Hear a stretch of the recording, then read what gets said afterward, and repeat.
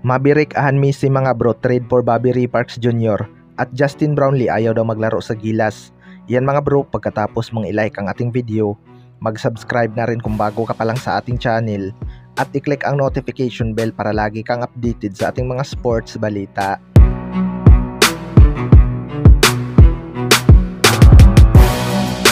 So marami na ngang nag-aabang sa pagbabalik ni Justin Brownlee mga bro. Naglalaro nga ito sa IBL sa team ng Pilita Jaya habang naghihintay ng FIBA OQT at Governors Cup.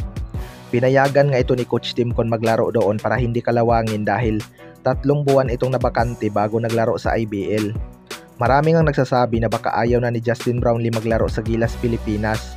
Well, short contract nga lang ang pinirmahan itong si Justin Brownlee sa IBL mga bro dahil priority niya pa rin ang Gilas Pilipinas at Barangay Ginebra. Matagal nga ang kanyang inantay para lang maging naturalized player kaya malabo pa sa sabaw ng pusit na hindi ito maglalaro para sa Gilas Pilipinas. Babalik nga ito kapag nagsimula na ang kanilang ensayo. May mga Gilas player pa nga na naglalaro sa PBA Finals na sina Junmar Fajardo at CJ Perez, kaya sigurado hindi pa nagsimula ang kanilang practice. Kaya asahan natin na present itong si Justin Brownlee sa Gilas Pilipinas kapag nagsimula na ang kanilang ensayo. Kondisyon naman itong si Justin Brownlee mga bro, nagkaroon nga lang ito ng mild injury sa Indonesia pero healthy naman na ito ngayon. Sa kabilang banda naman mga bro, Maverick Ahan trade for Bobby Ray Parks Jr. Ito nga si Maverick Ahan ang isa sa mga pinakamainit sa mata ng mga Ginebra fans dahil sa nangyari noong semifinals. Naging paborito nga daw ito ni Coach Tim Con kahit nagkakalat sa court. Tamad din daw dumipinsa itong si Maverick Ahan kaya laging nakakalusot ang kanyang binabantayan. Well, para sa akin mga bro, hindi naman siguro kasalanan ni Maverick Ahan kung bakit sila natalo. Sadyang off night lang talaga ang kanilang mga gunner sa gabing yon kaya hindi sila makapag-contribute ng maganda.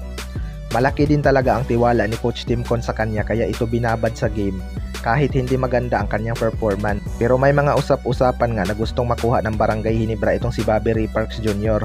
kung aalis ito sa Japan B-League at gugustuhin bumalik sa PBA. Pero mukhang ayaw na talaga ni Bobby Ray Parks sa TNT Tropang Giga dahil Barangay Ginebra talaga ang kanyang dream team. Kapag nagdesisyon naman ang TNT na i-trade itong si Ray Parks para mapakinabangan pa nila ang rights nito, pwede ngang si Maverick Ahan ang kuhanin ng TNT Tropang Giga. Alam naman natin na nagkakaedad na rin ang karamihan sa player ng TNT Tropang Giga, partikular na itong si Jason Castro. Malaking bagay din talaga sa TNT kapag nakakuha ng guard gaya ni Maverick Ahan na aggressive at may tira pa sa labas. Kaya abangan na lang natin kung magkakatotoo ang rumors na yan next season. Kayo mga bro, ano masasabi nyo tungkol dito?